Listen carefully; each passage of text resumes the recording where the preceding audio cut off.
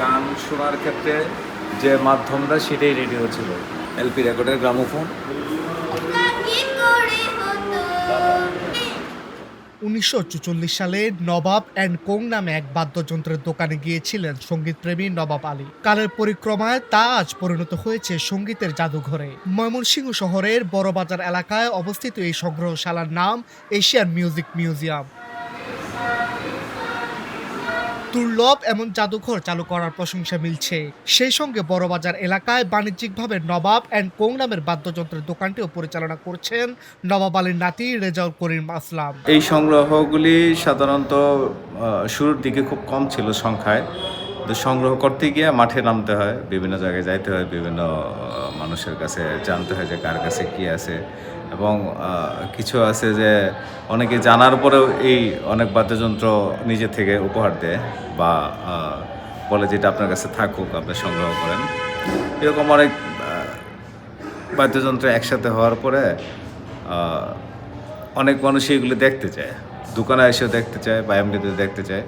সেই ক্ষেত্রে ২০০৪ সালের দিকে বাংলাদেশ শিল্পকলার একটা মেলা হয় টাউন হল মাঠে। ওই সময় আমরা প্রথম প্রদর্শন করি, মানে নবাব অ্যান্ড কোম্পানি থেকে বাদ্যযন্ত্রগুলি প্রদর্শন করি। ব্যবসায়ী সত্তার বাইরে রেজাউল করিম একজন সংগ্রাহক। ১৯৯০ সালে লেখাপড়া শেষ করে ব্যবসায় যোগ দেওয়ার পর থেকে লোকজ বাদ্যযন্ত্র সংগ্রহের নেশা চাপে তার মাথায়। বাউলদের মুখে খবর পেয়ে ছুটে গিয়েছিলেন দেশের এক প্রান্ত থেকে অন্য প্রান্তে।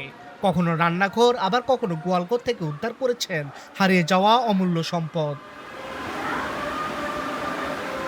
বর্তমান এই সংগ্রহশালায় রয়েছে প্রায় ৬০০-রও বেশি অধিক বাদ্যযন্ত্র।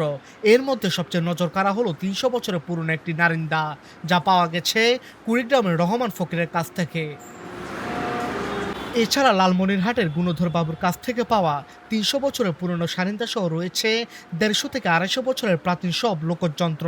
পাখোয়া, ছিঙ্গার, ডুগডুগি থেকে শুরু করে কাঁসর ঘণ্টা কি নেই এখানে। কেবল প্রদর্শনী নয়, এই মিউজিয়ামকে কেন্দ্র করে এখানে নিয়মিত বসে বাউল বৈঠক ও সাহিত্য আড্ডা। নবাব আলী শুরু করা সেই ছোট দোকানটি আজ ময়মনসিংহের একটি সাংস্কৃতিক তীর্থস্থান। রেজাউল করিমের স্বপ্ন এখন আরো বড়, ময়মনসিংহে একটি সঙ্গীত বিশ্ববিদ্যালয় প্রতিষ্ঠা করা। কঠিন পথ জেনেও সুরের এই কারিগর আমৃত্যু লড়ে যেতে চান তার এই স্বপ্ন বাস্তবায়নে।